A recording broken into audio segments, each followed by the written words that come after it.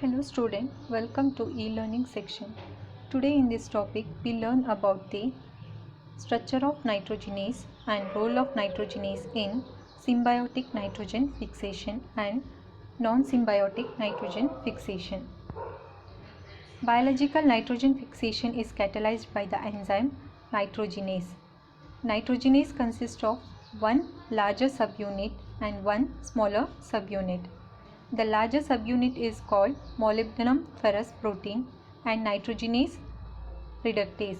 The larger subunit is called molybdenum ferrous protein or nitrogenase reductase and the smaller subunit is called ferrous protein. The molybdenum ferrous protein is about 2 lakh to 2,45,000 daltons in molecular weight.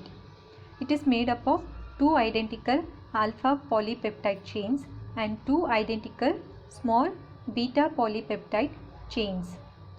The alpha and beta chains are bound together by 1 to 2 molybdenum atoms and 12 to 32 ferrous atoms and 30 sulfur atoms. A molybdenum atom is surrounded by 7 ferrous atoms and the sulfur atoms are arranged in 4+4 clusters. The ferrous protein on the other hand is 60,000 to 60,700 daltons in molecular weight. It consists of two more or less identical polypeptide chains which are held together by 4 ferrous atoms and 4 sulfur atoms. It carries Mg ATP for nitrogen reduction. The molybdenum ferrous protein and ferrous protein combine together in the presence of sodium ions to form an active nitrogenase complex. This is the structure of components of nitrogenase complex. Nitrogenase can reduce a wide variety of substrates such as nitrogen azide ion, hydrogen cyanide, acetylene, cyclopropane, etc. Among them, nitrogen form a natural and abundant substrate. This is a hypothetical representation of nitrogenase activity in nitrogen fixation. So next, basic requirements for nitrogen fixation. Nitrogenase requires an energy source and electron donors for nitrogen reduction. ATPs are released during the metabolism of carbohydrates, proteins and lipids react with magnesium ions to form Mg ATPs. The Mg plus of Mg ATP bind with a ferrous protein to form an active complex. The Mg ATP is hydrolyzed into Mg ADP, that is adenosine diphosphate and inorganic phosphate to supply energy. About 12 to 15 Mg ATPs are required to reduce one molecule of nitrogen into ammonia. This is the structure of nitrogenase complex. Here ferrous protein and molybdenum ferrous protein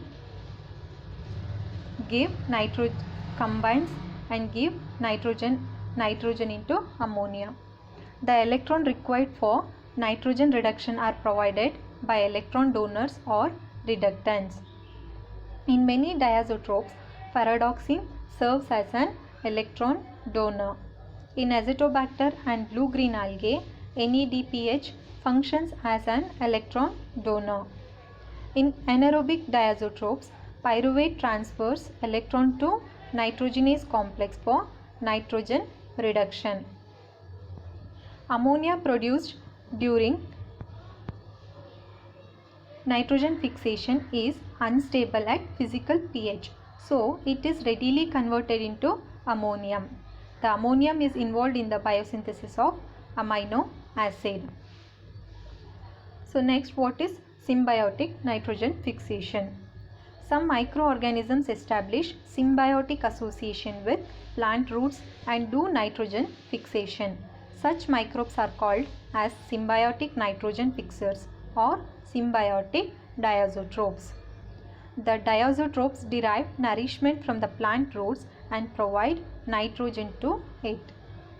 Nitrogen reduction by symbiotic microbe is called as symbiotic nitrogen fixation. During symbiotic association, some diazotrope induce nodule development on the plant roots. This type of symbiosis is called rhizocynosis. Example, Rhizobium frankiae, etc. Hence, here nitrogen fixation takes place in the root nodules.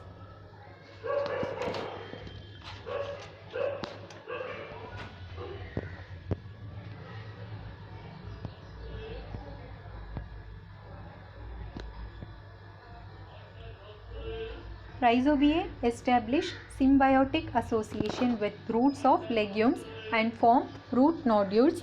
Rarely they induce nodulation in the roots of non-legumes such as Trema senabena. Frankiae induces root nodulation in Aelnus, Casuarina, Myrica, Discaria, etc.